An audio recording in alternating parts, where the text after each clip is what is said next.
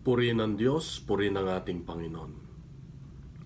Ang tawag sa mga taong hindi sinasabuhay ang kanilang itinuturo ay hipokrito, pakitang tao, o plastik. Kapatid, sa Ebanghelyo ngayon, tayo ay muli pinaalalahanan ng ating Panginoong Diyos na kung ano yung ating itinuturo ay dapat na isa sa buhay natin. Bakit kaya mahalaga ito?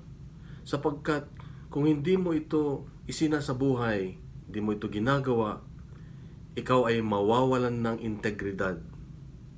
Hindi magtitiwala ang ibang tao sa iyo. Ibig sabihin, hindi makatotohanan ang ating itinuturo sapagkat hindi nila nakikita sa ating buhay.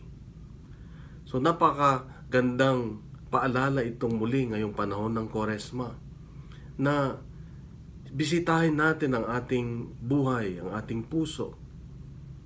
Nagagawa ba natin ang ating itinuturo sa ating mga mahal sa buhay, sa ibang tao? Lalo na kung ito ay katuruan ng Diyos na isa sa buhay ba natin? Di ba mas magandang mabuhay na wala kang itinatago, wala kang maskara sa mukha mo, sa buhay mo. Mas maganda ipakita mo yung naturalesa mo. Bakit? Meron kang kapayapaan, meron kang kagalakan. Mas magandang mabuhay na simple.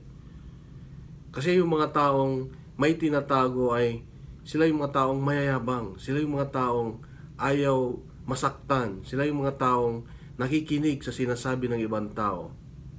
Mas maganda pakinggan natin kung ano ang sinasabi ng Diyos sa atin. Kaya nga kapatid, kung gusto mo ng tunay, kung gusto natin ng tunay na kagalakan sa ating buhay, gawin natin yung tama. Gawin natin kung ano yung tinuturo natin, isabuhay natin. Mas maganda nga, pakita natin yung sa gawa, huwag lang sa salita. Dahil mas makatotohanan tayo at mas magiging inspirasyon tayo ng iba. God bless, kapatid. God is good. Mabuti ang Diyos, mabiyayang isang araw muli. God is good.